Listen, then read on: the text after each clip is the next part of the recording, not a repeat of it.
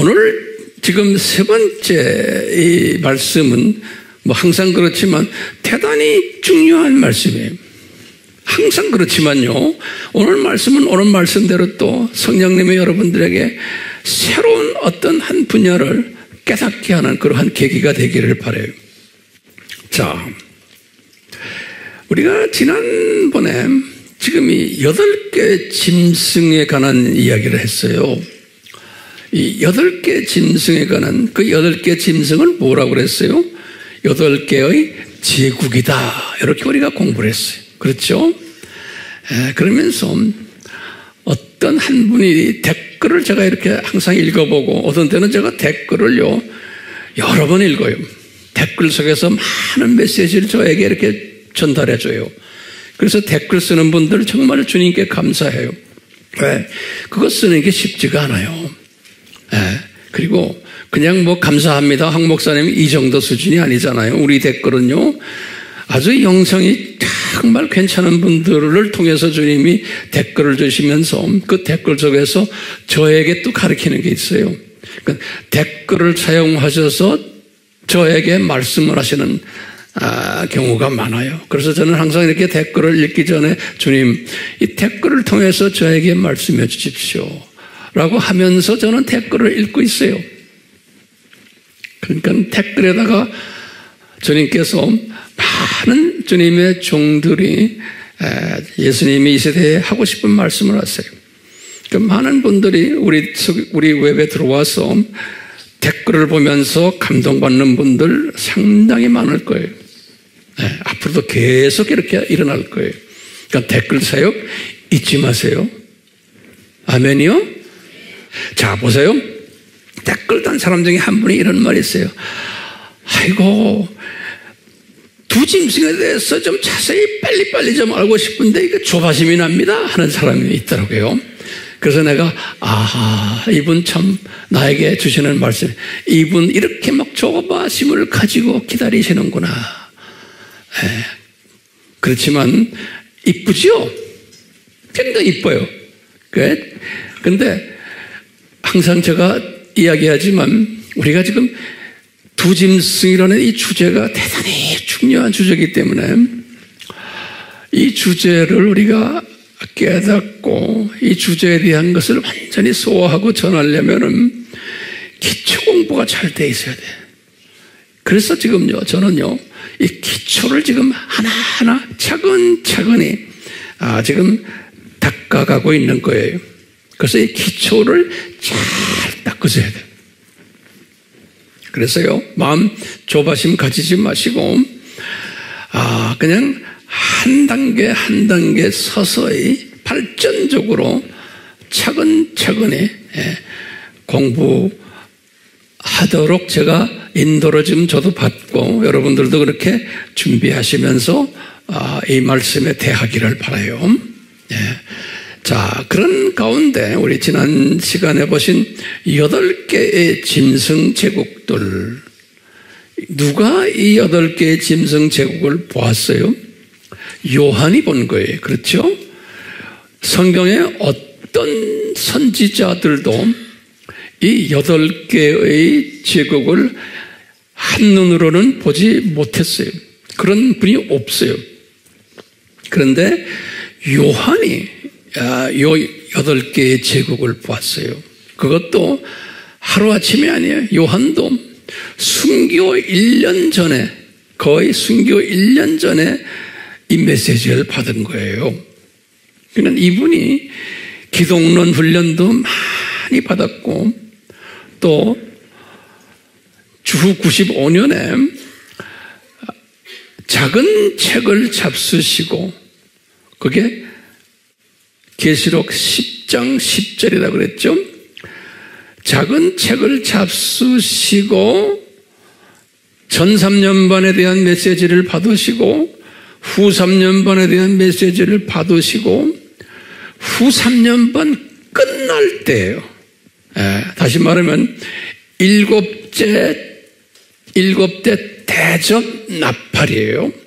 이 7대 대접 나팔을 불 때에 그때 드디어 이분이 이 8개 제국에 대한 메시지를 받았어요. 그러니까요, 대단히 훈련받은 후에 이 8개의 제국 메시지를 받았어요. 근데 제가 자세히 보면 이분도 이것을 자세히는 받지 않았지만 이 8개의 제국이 있다라는 것을 이제 이분이 어렴풋이 이제 받은 거예요. 그러니까 다른 선지자들은 이렇게 받은 게 없어요. 이제 좀 이따가 우리가 다니엘도 보겠지만 다니엘이 고작 해야 4개 정도 받았어요. 예, 그런데 다른 선지자들은 뭐 거의 이런 제국에 관한 메시지를 구체적으로 받은 분이 제가 볼 때는 없어요. 그렇기 때문에 이 8개의 제국이 무엇인지는 여러분들 다 알고 계세요. 제가 칼럼에도 자세히 썼으니까 그걸 다시 한번 확인해 보시고, 그러니까 이 짐승 제국에 대한 이 메시지를 받은 분이 누구냐? 예언자들 중에서 그러면 최소한 다니엘이다. 다니엘은 8개 다는 아니지만 다니엘은 주전 600년 분이세요. 그 다음에 이제 요한이다. 신약에 와서도 다른 유명 인사들, 신약 인사들이 이걸 받지를 못했어요. 요한만, 그것도 순교 1년 전에, 주후 95년에.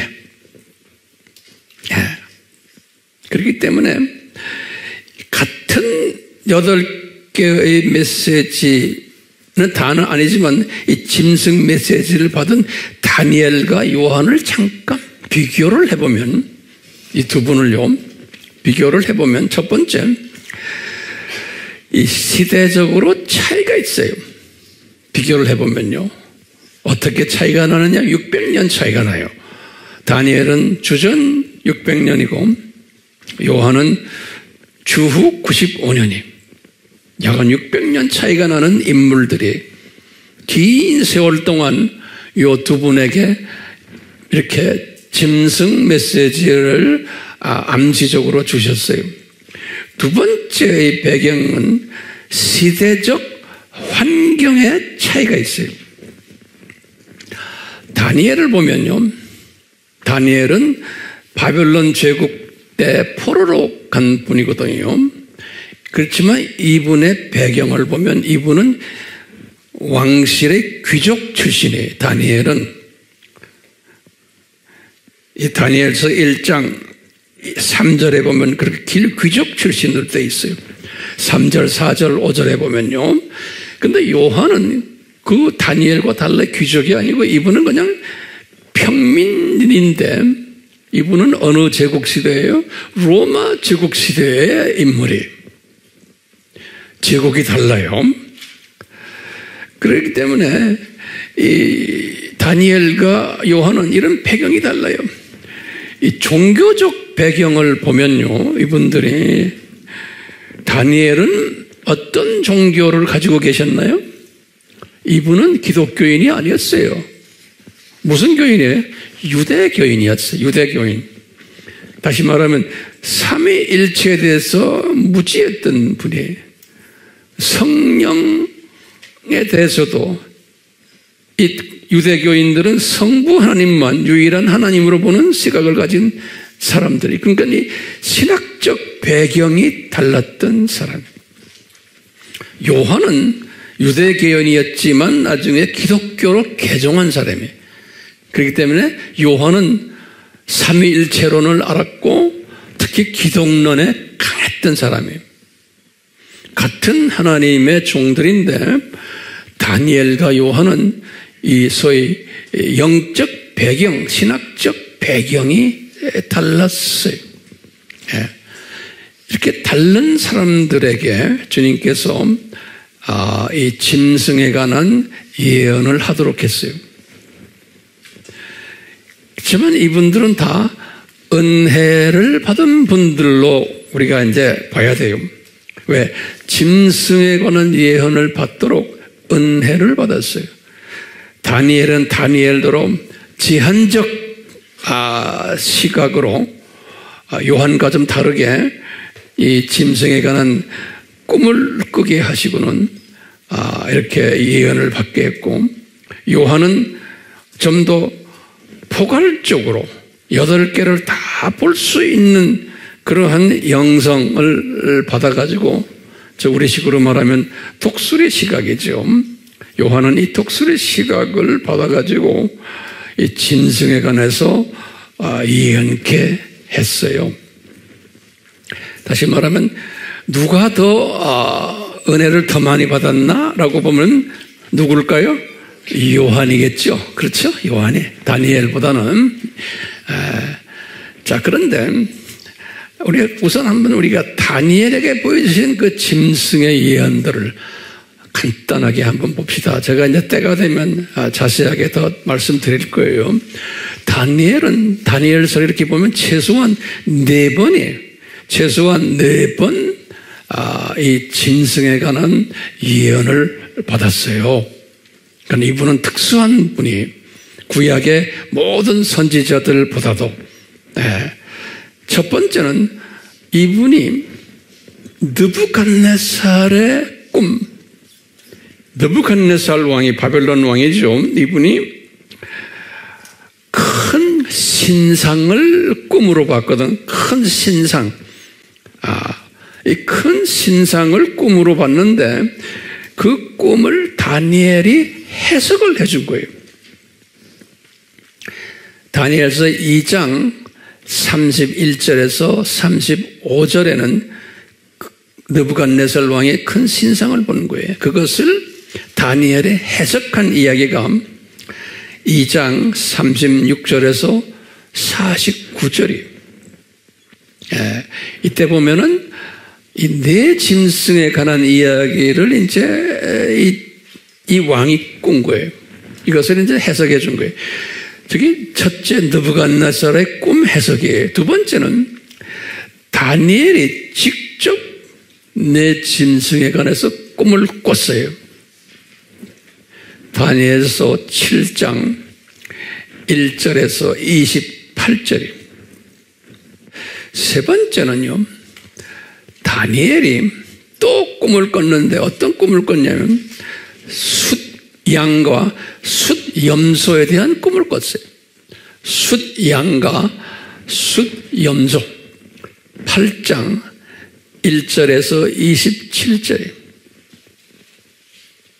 이 숫양은 메대와 바사 제국을 말하고 숫염소는 헬라 제국을 말한다라고까지 가브리엘이 해석해 줬어요. 가브리엘이. 네. 이 다니엘서 7장에서는 4짐승을 볼 때 천사가 해석해 줬다 그랬어요. 그러니까 내 생각엔 가브리엘 같아요. 자, 4번째 다니엘이 본 것을 보면은 다니엘이 금식을 하면서 자기 죄를 회복하고 있었는데, 다니엘서 9장 이야기예요. 이 가브리엘이 다니엘에게 예언을 해주는 거예요. 9장 20절에서 27절에 그 유명한 72대 예언을 해줘요. 이것도 오늘은 제가 설명 안 드리지만 언젠간 자세히 설명해 드릴 거예요. 71회에 대한 설명을 해준 거예요. 이 71회의 설명을 봐도요, 다니엘이 언제부터냐면 예루살렘 성전을 중건하라는 명령이 떨어진 것이 약 450년경에 주전. 이때부터 시작을 해서 71회의 예언을 보면 예수님의 지상 재림까지의 예언이에요. 굉장히 중요한 예언이거든요. 71회 예언이. 그러니까 이제 이 다니엘이 주전 한 500년부터 시작을 해서, 그분이 주전 600년뿐 아니에요. 500년부터 시작을 해서 쭉 해서 짧게, 아주 짧게 예수님의 지상 재림까지의 그 기간을 짧게 예언해 준 것이 71회 예언이에요. 그래서 이 71회 예언은 굉장히 중요한 예언이에요. 나중에 우리 자세히 언젠가는 볼 거예요. 이렇게 이렇게 딱 보면은 요한도 많은 예언을 작은 책을 잡수시고는 요한은 작은 책을 잡수신 것이 다니엘서 몇 장 몇 절이에요? 10장 10절이죠. 우리 쌍십절이라고 해서 기억하세요. 쌍십절에 10월 10일 날에 이 요한이 작은 책을 잡수셨는데 그때부터 시작을 해서 11장 12장 13장에서 쭉 해서 22장까지 그 긴 예언을 하게 된 거예요. 그러니까 이 작은 책을 잡수시고는 이분의 영성이 엄청 커졌어요. 그래가지고요 자세하게 설명을 하시는 거예요. 근데 보면요 우리 요한계시록 우리 지난번 제가 이 시리즈에서 말씀드렸지만 일본 시리즈에서요 이 요한이 이 작은 책을 잡수시고는 이제 12장 1절과 2절에 뭐였어요?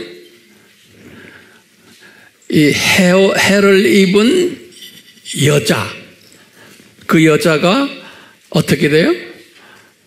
나중에 십자가에서 죽으시고 그 여자가 아기를 낳고 그 아기 아들을 낳고 십자가에서 죽는 이야기까지 그것을 12장 1절에서부터 2절에 암시적으로 보여줬어요. 이 말은 뭐냐면 하나님의 신비예요.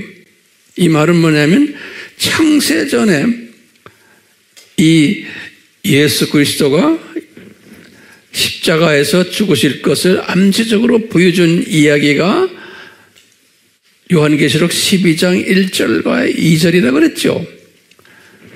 기억나시죠? 이 공부를 안 한 분들은 공부하시길 바라요. 그리고는 3절부터 보면 사탄의 타락 이야기가 나와요. 그것을 우리가 불법의 신비라 그랬죠. 그러니까 이 요한이 이 작은 책을 잡수시고는 창세 전부터 시각을 가지게 하시고는 이 사람이 구체적으로는 몰랐지만 그 메시지를 받은 거예요. 창세 전부터 해서 쭉 해서 어느 신비까지 했어요? 주 70년까지를 먼저 보신 거예요. 12장에 1절에서부터 6절. 그리고는 또 점프를 해가지고 6절에 뭐예요? 1300년 반으로 가가지고 쭉 우리 보는 이야기 했죠? 그리고는 이분이 1300년 다 보시고는 이 신비 중에 뭘 또 이분이 봤어요? 두 짐승까지를 본 거예요. 처음에 7 신비, 그 다음에 5 신비. 1300년부터 시작해서 5 신비인데 마지막 5 신비의 마지막 신비가 계시록 13장에서 나오는 두 짐승 신비. 그러니까 요한은 창세전부터 시작을 해서 쭉 해서 오늘날 두 짐승까지를 이분은 자세하게 본 사람이에요. 13장 1절부터 18절 그 긴 내용을 자세하게 본다. 그 안에 정확하게 뭔지는 이분이 몰랐을 거예요. 그렇지만 메시지를 이렇게 받은 거예요. 두 짐승에 관한 메시지까지. 그뿐입니까? 이분이 말이죠. 1300년 반 때 어떤 일들이 일어날 것을 나팔에 관한 나팔 재앙에 대해서 자세하게 본 사람이에요. 다니엘이 봤어요? 다니엘은 못 봤어요.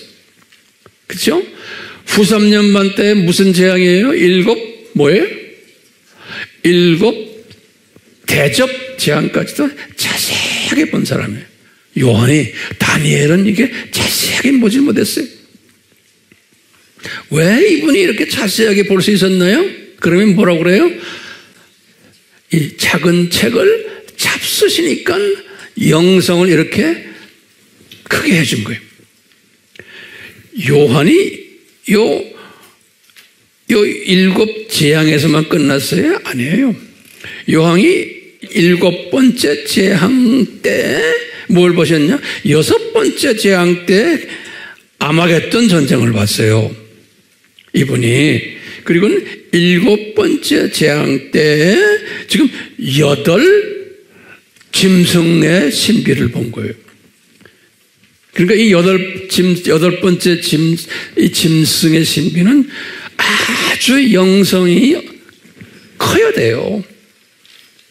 커야지만 이 신비를 충분히 소화할 수 있어요.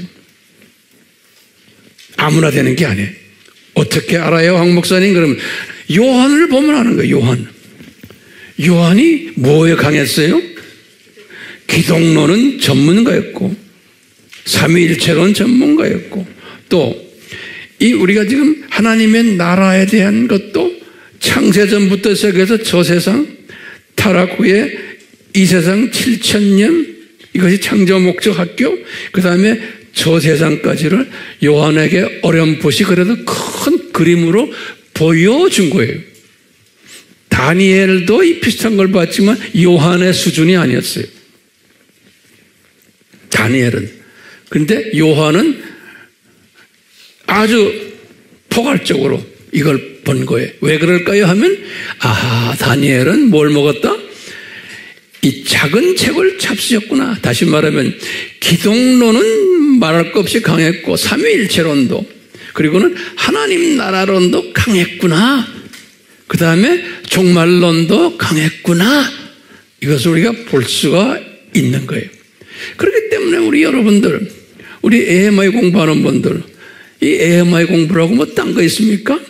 이 부분에 전문적으로 강한 팀들이 AMI 팀들이에요. 왜? 제가 내 나름대로 제가 깨달은 것을 정성 들여서 가르친 것이 이 분야들이에요.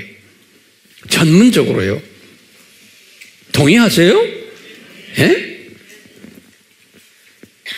이게 아무나 안 돼요. 신학교를 졸업해도 안 돼요. 우리 이 속에 지금 공부하는 분들 중에 많은 선교사님들과 목회자들이 많아요. 왜? 신학교에서 안 배웠기 때문에 그러는 거예요. 그것을 나 공부합니다, 바깥에다 이야기 안 해요. 그렇지만 몰래 공부하는 사람 꽤 많아요. 우리는 알 필요도 없어요, 누가 공부하는지. 자, 우리는 그러니까 누구 되려고 지금 합니까? 누구 되려고? 다니엘이 되려고? 요한이 되었으면 하는 우리의 소원이 있는 거예요. 아멘이요? 여러분들이 이 요한이 되었으면 하는 소원이 있어요. 요한이 되었으면. 자, 그러니까 이 요한이 쭉 하다가 우리 계시록을 보면은 7 대접이 끝난 후에 혼인잔치 장면도 쫙 본 사람이에요. 19장 7절에서부터 10절에. 다니엘은 못 봤어요. 다른 예언자들도 이 혼인잔치 장면을 이렇게 본 사람은 없어요. 성경에 그 유명한 사람들. 에? 또 요한이 예수님의 지상 재림 장면도 아주 자세하게 봤어요. 작은 책을 잡수셨으니까. 뿐만 아니라 천년왕국에 대해서도 구체적으로 보신 거예요. 그리고 신천신지에 대해서는 21장, 22장에 자세하게 또 그림을 그려줬어요. 그러니까 어느 그 유명 인사들도 이렇게 요한처럼 독수리 시각을 가지고서 이렇게 본 사람들이 없어요. 제가 예를 들어드릴게요. 구약에 나오는 유명 인사들 중에 그 예언자라고 하는 분들 계세요. 구약에. 우리는 항상 구약의 예언자들, 우리 알죠? 예언서들, 20명이 훨씬 넘을 거예요. 예언자들. 그런데 우리가 우리 입에 오르내리는 그 유명 예언자들을 잠깐 한번 살펴봐요. 첫째, 예언자들이, 구약에 나오는 스토리들의 예언자들이 주로 예언을 뭐 했냐면요. 첫 번째, 722년에 대한 예언들을 했어요. 722년이 뭐예요? 이스라엘이 딴짓하니까 창조 목적을 위배하기 때문에 하나님이 아수르 제국을 불러다가 혼쭐을 내릴 것이다라는 예언이에요. 그러니까 창조 목적을 하나님의 자녀들이 위배할 때 혼쭐을 받을 거다라는 예언이에요. 그런데 그것도 구체적으로 아수르 제국에 관한 아수르 제국을 8제국 중에서의 한 제국이에요. 아수르 제국을 들어다가 혼주를 낼 거다라는 예언이에요. 이것을 내가 722년 예언이다 그러죠. 이 예언을 최소한 내가 성경을 쭉 섭렵해 보면 5명의 선지자들에게 했어요. 5명의 선지자, 한 명만이 아니에요. 그분이 누구냐면 첫째 요엘 선지자예요. 830년 분이에요. 주전. 두 번째는 아모스 선지자예요. 자세한 내용은 제가 따로 이제 공부하게 돼요. 아모스는 760년 분이에요. 이 연대가 중요해요. 연대가. 네. 세 번째는 호세아 선지자예요. 755년. 그 다음에 미가 선지자예요. 750년이에요. 그 다음에 이사야 선지자예요. 이분도 750년으로 보면 돼요. 그럼 보세요. 이분들은 다 722년 사건 전에 있었던 선지자들이에요. 제 말 따라오세요. 그러니까 722년 전에 있었던 선지자들이 앞으로 이렇게 722 사건이 일어날 것을 예언케 했어요. 그런데 그 예언이 구체적으로 뭐예요? 아수르 짐승을 사용하셔서 혼쭐 내겠다는 이야기예요. 그러니까 창조 목적 학교 학생들이 훈련받는 이야기예요. 창조 목적을 위배했기 때문에 짐승을 사용하는 이야기예요. 똑같아요. 오늘날도 이 두 짐승 시대죠. 이 두 짐승 시대를 왜 허락하셨나 하면 누구를 위해서 허락했다고 보세요? 우리를 위해서 허락한 거예요. 그러니까 이 시대에 살고 있는 하나님의 자녀들을 위해서 이 두 짐승들을 세우신 거예요. 이 두 짐승 그룹들이 구체적으로 지금 여러 방면으로 우리를 지금 괴롭히고 있는 거예요. 그리고 나중에 심하게 더 괴롭힐 거예요. 이 원칙 잊지 말아 주시길 바라요. 그 때문에 뭐 신문 또는 뭐 여러 가지 뉴스만 보면 속상해 이런 말인데 하지 않기를 바라요. 속상하다 하는 사람은 아직도 이 큰 그림을 완전히 보지를 못해서 그래요. 자, 722년 예언을 누구한테 했어요? 요엘, 아모스, 호세아, 미가, 이사야. 그리고는 좀 있다가 두 번째는 또 586 예언을 또 시킨 거예요. 586은 이분들이 이건 북722는 북이스라엘 왕국을 향한 거고 586 사건은 남쪽 유다 왕국을 위한 거예요. 이 팀들도 똑같이 창조 목적을 위배하니까 바벨론 짐승을 사용하신 거예요. 바벨론 제국을. 여기에 대한 예언을 한 선지자들은 약 한 6명 정도가 제가 보기에 발견이 돼요. 6명. 첫 번째, 똑같이 이사야예요. 두 번째는 스바냐예요. 스바냐. 요 630년. 또 예레미야예요. 600년. 또 에스겔. 한 600년 돼요. 그 다음에 학계. 요번도 약 한 550년 정도. 근데 586 사건을 이분이 이야기했어요. 그 다음에 스가랴 선지자. 이분은 500년 정도인데 이분도 이야기했어요. 이런 걸 보면은 몇 명이에요? 6명. 이렇게 722 예언, 586 예언이에요. 근데 이 중에 특별히 또 더 자세하게 예언케 한 선지자들은 3명 정도가 있어요. 요 586이나 72 예언에 더해서 더 예언을 하긴, 다시 말하면 다니엘이나 요한에게 주셨던 부분 일부를 예언케 한 분들 세 분이 있어요. 그 중에 한 분이 누구냐면 이사야예요. 이사야는 상기 이런 예언들을 586, 72 예언을 받고, 또 이분은 천년 왕국에 대한 예언을 받았어요. 이사야가. 이사야서 11장과 12장에 또 65장과 66장에 보면 이분이 점프를 해가지고 천년 왕국 때의 그 장면을 예언케 했어요. 두 번째, 에스겔이에요.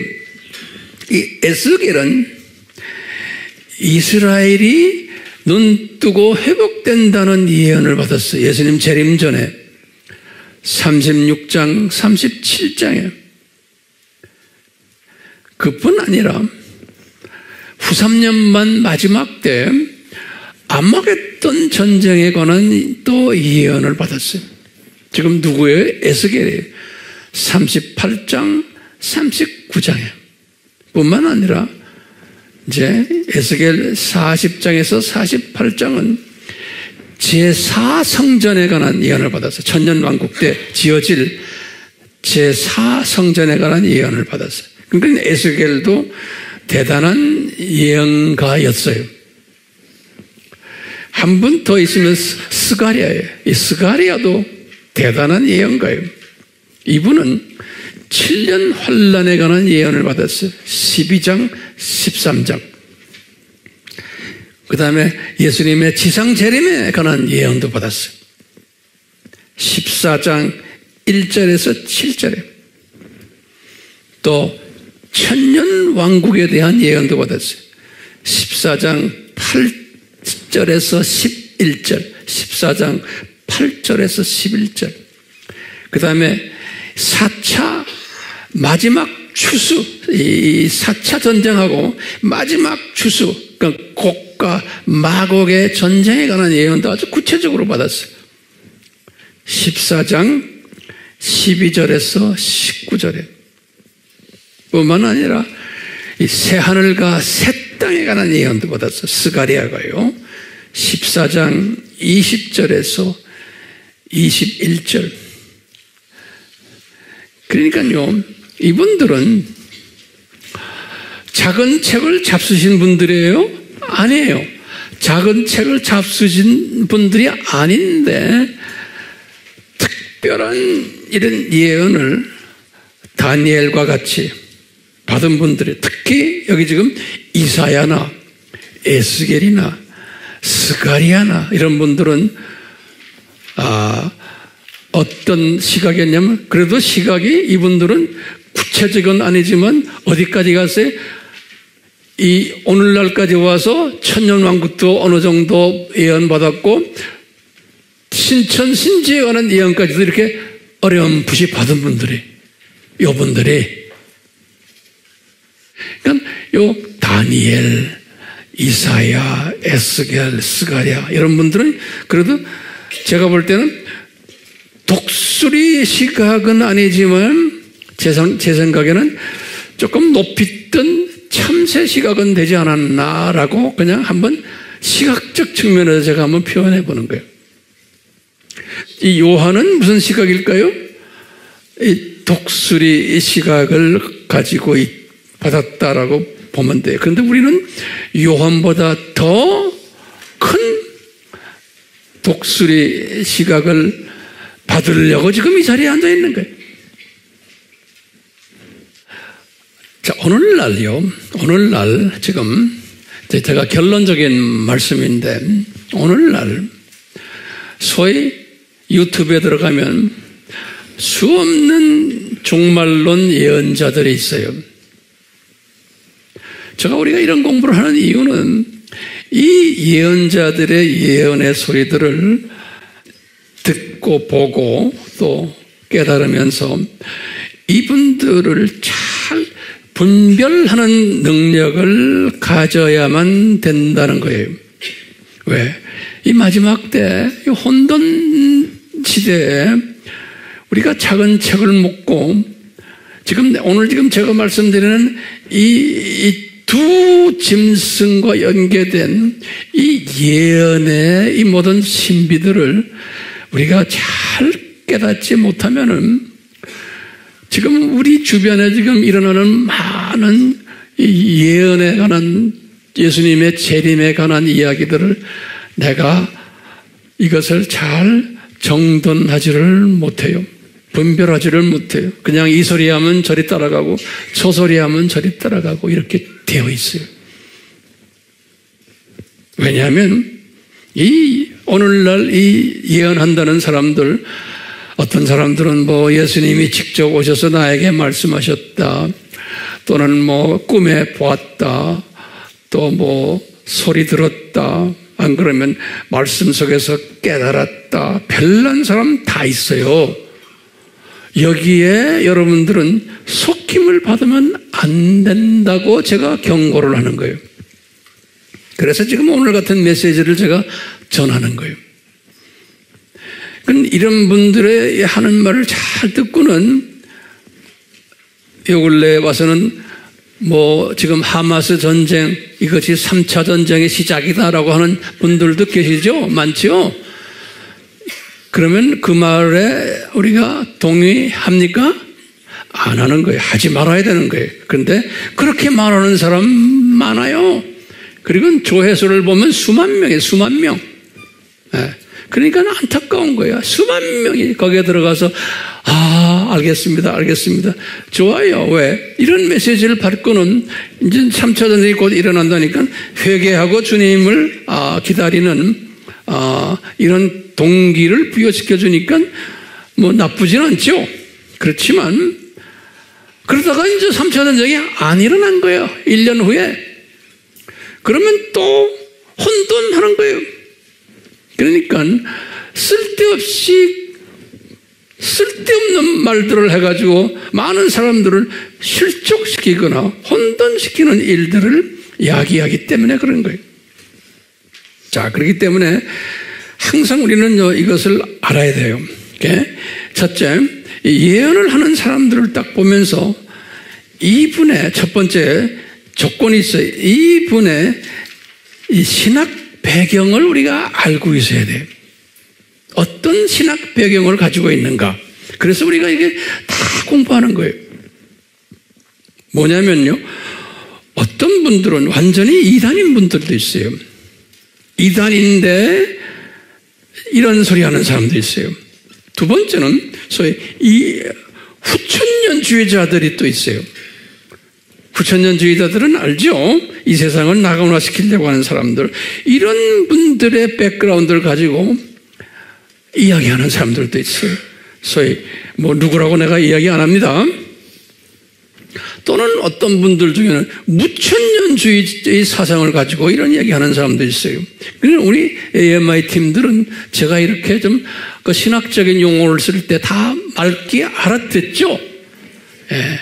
이제 이 말귀를 못 알아듣는 분들, 이 웹을 통해서 공부하는 분들 중에서 그러면 이거 설명해 주시오 그러면은 가끔 그런 사람들이 있는데 곧 그런 댓글이 있는 데다가 또 답을 달아주는 몇 사람이 있더라고요. 얼마나 내가 고마운지 몰라요. 자, 제가 다시 말해요. 이런 이 종말에 관한 이런 이야기들이 올 때 이분의 신학 배경을 먼저 이렇게 들어보면 알잖아요. 이 배경을 먼저 우리가 알아야 돼요. 이단들인가 또는 후천년주의자들인가 무천년주의자들인가 또는 세대주의자들인가 또는 역사적 전천년주의자들인가, 이것을 딱 분간하는 분별력을 먼저 가질 필요가 있어요. 그러면 황 목사님 어떻게 가집니까? 공부하면 되는 거예요. 다 있잖아요. 공부 안 하고 매일 그냥 물어보기만 해요. 그거 아닌 거예요. 이제 공부하셔야 돼요. 그래서 우리가 아바 공부가 절대로 필요한 거예요. 자, 또 한 가지. 이런 유튜브에 이런 메시지들 볼 때 같은 복음주의자들인데도 다른 소리 하는 사람들이 있어요. 이 두 짐승에 관한 이야기도 그렇고 또 여러 가지 예수님의 재림에 관한 이야기들도 보면요. 왜 그럴까요? 그러면 여러분들 그걸 좀 적어놓으세요. 왜 다른 소리 하는가? 같은 복음주의 사람들인데, 같은 역사적 전천년주의자들인데도 왜 그러냐? 항상 잊지 마세요. 첫 번째는 예언의 은사의 분량이 다르구나. 이걸 우선 우리가 알아야 돼요. 또 두 번째는 예언의 은사를 받지 못했는데도 지금 예언하는구나. 이것도 우리가 알아야 돼요. 또는 예언의 은사를 받았지만 작은 책을 잡수지지 않은 분이구나. 이렇게도 우리가 볼 수 있고, 또는 작은 책을 잡수지 않았지만 다니엘 수준이구나, 또는 이사야 수준이구나, 에스겔 수준이구나, 이 수준들을 내가 이렇게 점검하며 이제 내가 나름대로 이렇게 해석을 하는 영분별력을 가지는 자들이 우리가 되어야 되는 거예요. 그러기 위해서 지금 이 공부를 하는 거예요. 그러기 위해서. 예. 자, 그러면 우리가 이제 결론 중에 결론이에요. 우리의 지금 이 공부하는 목적은 누구의 영적 수준까지 가고 싶어서 그래요? 요한이에요. 요한의 영적 수준까지 되기를 소원하면서 지금 우리가 이 말씀을 지금 공부하고 있어요. 예. 그러면 이제 마지막 우리 질문이, 어떻게 요한의 수준이 될 수 있을까요? 내가 다시 질문해요. 어떻게 내가 요한의 수준으로 될 수 있을까요? 다시 말하면 이 독수리 시각이 저 세상, 이 세상, 저 세상을 이렇게 쫙 보고, 그것도 자세하게 보고, 자세하게 본다는 건 뭐냐면 그 안에 들어있는 마지막 때 부분, 종말론을 자세하게 또 보는 거예요. 세미한 망원경 가지고 또 현미경 가지고 조리개를 넓혔다 높였다 하면서요. 이런 요한의 수준이 되려면 어떻게 해야 되느냐? 그러면 저에게 대답 좀 해줘요. 첫 번째 뭘까요? 예? 첫 번째, 이게 내 힘, 내 노력, 내 뜻으로 안 돼요. 그거 좀 적어 놓으실래요? 내 노력과 내 뜻과 내 힘으로, 내 실력으로는 안 돼요. 불가능. 그게 중요한 개념이에요. 예? 내가 아무리 공부를 아무리 해도 안 돼요. 예. 지적으로는 높아질 수 있지만, 그럼 뭐가 따라와야 돼? 처음에 예수 그리스도의 은혜가 따라와줘야 돼요. 제일 중요한 개념이에요. 그러니까요, 그래서 우리가 은혜 받았다 그러잖아요. 이 은혜 받았다는 게 이렇게 우리가 상당히 남용하거든요. 조금 기분 좋으면 은혜 받았다고 그래요. 이런 수준의 은혜가 아니잖아요. 예. 지금 이 요한의 은혜예요. 이 요한이 다른 유명 인사들과 비교를 해서 볼 때 오늘요, 이분은 특별한 은혜를 받은 사람이에요. 그래서 이분은 시각이 이렇게 넓은 사람이 된 거예요. 그 많은 유명 인사들 중에서도. 예. 그렇기 때문에 이 요한의 은혜가 뭐냐?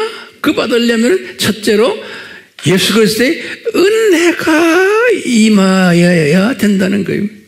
네. 그래서 요한계시록을 끝내면서 22장 21절이죠. 이 요한계시록을 접하는 분들아, 하나님의 자녀들아, 예수 그리스도의 은혜가 너희들에게 임하여야 된다 그러는 거예요. 요한이 나만이 아니고 여러분들에게, 그러니까 우리 아미교회 교인들 아무리 공부를 해야 소용없어요. 이 은혜가 임해야 돼요. 오케이? 이걸 위해서 기도를 하셔야 돼요. 그리고 두 번째, 은혜가 임하면은 어쩌겠다는 거예요? 예? 은혜가 임한 사람에게 제일 먼저 나타나는 게 뭐냐면요, 이 성령님의 이끄심을 경험하게 돼요. 그러니까 모든 것을 다, 이건 성령님이 하시는구나. 입으로 고백하고 느끼세요.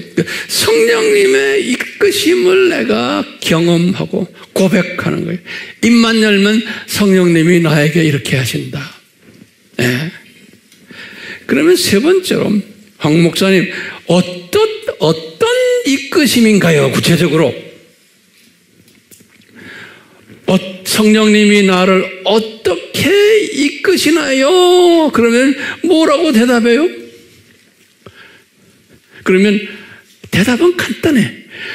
작은 책을 먹으려고 배고파하는 이끄심을 주세요. 제일 중요한 게 작은 책이니까. 그러니까요, 작은 책에 대해서, 기독론과 삼위일체에 대해서 배고파하고, 하나님 나라에 대해서 배고파하고, 종말론에 대해서 배고파하는 이런 계속 공부하고 배우려고 그러고, 배고파하는 사람이에요. 배고파하는 사람. 이런 이끄심을 받는 거예요. 이런 이끄심을 받은 다음에, 그 다음에 뭐 해요? 이것을 남에게 가르치려고 하는 소망이 생기는 거예요. 나눠주려고 하는 소망이. 그러면서 이것을 아프리카에 있는 내 형제들에게도 나눠줘야지. 아시아의 각 나라의 사람들에게 나눠줘야지. 중동의 사람들, 이런 마음이 생기는 거예요. 근데 내가 못 가. 그러니까 황 목사님이 가시니까 목사님을 위해서 기도해야지. 이런 마음이 생기는 거예요. 하라가 다 아니에요. 우리 다 그런 마음 가지죠? 예. 그게 성령님의 이끄심이에요. 그러니까 이 메시지가 만민에게 흘러가야지라는 그 은혜를 주시는 거예요. 이런 은혜가 임하고 이렇게 배고파하고 하다 보면 그 다음엔 주님이 주시는 게 있죠. 우리 다 알죠? 다윗의 영성을 주님이 열매로 주시잖아요. 네? 지혜와 지식으로 가득 차게 만들어 주시고, 능력 있는, 권력이 있는, 파워풀한 티칭하게 해주시고, 카운슬링하게 해주시는 거예요. 파워풀한 카운슬링, 이 파워풀한 티칭을 하게 해줘요. 입만 열면 능력이 나타나는 거예요. 그러면서 다윗의 영상이 그러면서 뭐예요? 이 지식으로 하나님을, 여호와를, 예수님을 경외하는 자로 나를 발전시켜줍니다. 그러니까 창조 목적에 철저하게 순종하는 자로 주님이 바꿔주시는 거예요. 그러니까 이 카테고리에 들어오지를 않으면은 우리가 아무리 공부를 해야 소용없어요. 네. 저는 우리 여러분들을 한 분 한 분 볼 때마다 이분이 어느 정도 수준인가 나름대로 내가 이렇게 딱 보고 있어요. 그래서 지금 오고 있구나. 어느 과정 속에서. 근데 전년 안 오는구나. 아니 많이 왔구나. 이것을 이제 제가 이렇게 나름대로 이렇게 보게 돼요. 그래야지만 제가 여러분들을 이렇게 잘 이끌어 줄 수 있잖아요. 네. 이렇게 다윗의 영성을 가지는 목적이 뭐예요? 그러면 우리가 신부감이 되려고 그래요. 신부감. 내가 원해서가 아니고 성령님께서 우리를 예수님의 신부로 만들어 주시는 거예요. 뭐냐? 이런 사람을 예수님이 필요로 하기 때문에 그런 거예요. 신부감으로. 왜냐? 신부들은 천년왕국 때 왕노릇해요. 예수님이 맡겨주신 이 모든 일들을 하도록 주님이 잡을 주시기 때문에 이런 사람이 예수님의 입장에서는 필요한 거예요. 네. 그리고는 새하늘과 새 땅에서도 마찬가지. 그러니까 이 창조 목적 파트너들이 필요하기 때문에 주님께서 이런 사람들을 만들어내시는데, 그런데 은혜를 베푸셔가지고 만드신다는 거예요. 그러니까요, 이제 저는 목회자로서 또는 선생으로서 여러분들 중에 이렇게 보면서 저분이 은혜를 받은 분이구나, 이 은혜를 아닌가를 어느 정도 이렇게 볼 수가 있는 거예요. 따라오는 것을 보면, 그러니까 우리 교회 가끔 출석하려면 제대로 출석해야지 가끔 한 번씩 오는 분들이 있어요. 그런 분들 그러지 마시고 자주 오세요. 자주가 아니고 매주 오세요. 그 다음에 또 뭐 해야 돼요? 셀에 참석하셔야 되는 거예요. 이게 다 하나의 증거들이. 자, 어떤 분은 아이고 셀 가면 제가 좀 어색해서요. 그렇게 생각하지 마시고 그냥 용감하게 해보세요. 세상 말로 말하면 미친 척하고 와서 한번 앉아보세요. 한번 해보세요. 그 다음에 제가 결론 중에 결론이에요. 자, 이것을 차근차근 먹은 사람들, 이런 사람들은 벌써 이 세계관이 이렇게 변하게 되는 거예요. 아, 내가 누군가? 아, 나는 잠깐 이 세상에 던져진 나그네구나, 순례자구나, 학생이구나, 안개 같은 존재구나. 다들 유명 인사들이 다 그렇게 말했어요. 성경에 보면. 나는 본래가 천국 백성인데 잠깐 방문한 존재구나. 이런 세계관을 가지게 되는 거예요. 그러니까 이 창조 목적 학교의 구조에 대해서 자세히 알게 되는 사람인 거예요. 자, 그렇기 때문에 우리는 이 세계관을 가지도록 우리가 지금 이 두 짐승 공부를 하고 있죠. 이 세계관을 가지려고. 그래서 우리가 지금 작은 책을 먹어야 하는 거예요. 요한처럼 작은 책을 먹어야 하는 거예요. 이 작은 책을 먹으면 두 짐승에 대한 신비를 우리가 구체적으로 이제 알게 되고, 이 8개 제국이 어떤 제국들인가도 알게 되고, 특히 마지막 7번째와 8번째 이 제국이 어떤 제국인 것을 우리가 알게 돼요. 그러다 보면 시대 분별력 가지게 되고, 영 분별력도 가지게 되고, 독수리 시각자가 되어서 산고를 우리가 알고 산고를 견딜 수가 있고, 또 이 산고 속에서 평강을 누릴 수가 있다고 저는 보고 있어요. 이 산고 속에서. 저는 그렇기 때문에 웬만한 이 산고를 알려주는 이 세상 우리 텔레비전에 무슨 9시 뉴스 이런 거 저 안 봐요. 볼 필요도 없어요. 그 잡것들이 거기서 떠드는 걸 이렇게 이제는 안 보게 돼요. 왜? 보나 마나요. 우리 팀들 그렇게 하고 있죠? 네. 이 세상 돌아가는 얘기 그냥 이렇게 제목만 훌떡 보지 자세하게 들여다봐서 국회의원 아무개가 무슨 소리하고 무슨 야당 대표 무슨 대표가 무슨 말하고 그런 게 보입니까? 그런 거를 보고 열심히 보고는 열을 받고 하는 사람은 우리 교회는 한 사람도 없으셔야 되겠습니다. 예. 그냥 이렇게 돌아가는구나. 앞으로 더 심하겠구나. 이제 더 많은 사람이 열받겠구나. 그렇지만 최소한 저나 여러분들은 이 열받는 대열에서는 끼지 않기를 바랍니다. 아멘. 다 하셨네. 한두 사람 아멘 소리 안 하는 사람 있지만 마음으로는 하셨으리라고 저는 믿어요. 자, 같이 기도합시다. 예수님, 저희들에게 이 두 짐승에 관한 숨겨진 신비들을 조금씩 열어주시니 우리에게 때를 따라서 숨겨주신 그 신비들을 계속해서 가르쳐 주시옵소서. 그래서 우리의 삶이 더욱 이 산고 속에서 평강을 누리며 평강만 누리고 앉아있는 그러한 자가 되지 않고 열심히 나의 할 일이 무엇인지를 깨닫고 뛰는 그러한 복된 자들 되도록 은혜 베풀어 주시옵소서. 이것이 오늘날 우리를 향한 주님의 뜻임을 재확인받으며 주여 우리를 인도해 주시옵소서. 예수님의 이름으로 기도드리옵나이다. 아멘.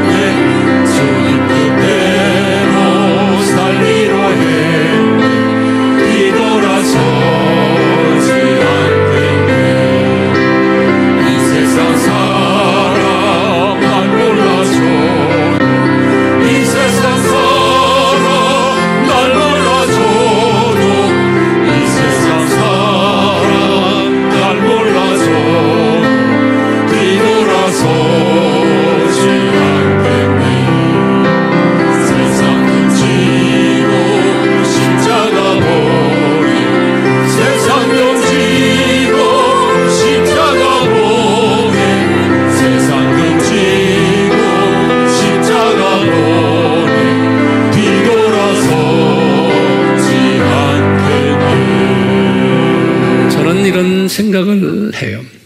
우리가 이제 혼인잔치에 올라갔을 때 구약시대의 유명 인사들을 다 만날 터인데 그때 다니엘 보고 다니엘 선생 그러면 다니엘이 야 네가 우리보다 낫다 그럴 거예요. 왜? 내가 가지고 있었던 우리 구약대 선지자들이 가지고 있었던 이 큰 그림을 자기네가 봐야 그냥 국지적인 그림만 봤는데 어떻게 너희들은 이 큰 그림을 다 보느냐? 그러면 우리는 뭐라고 대답해야 돼요?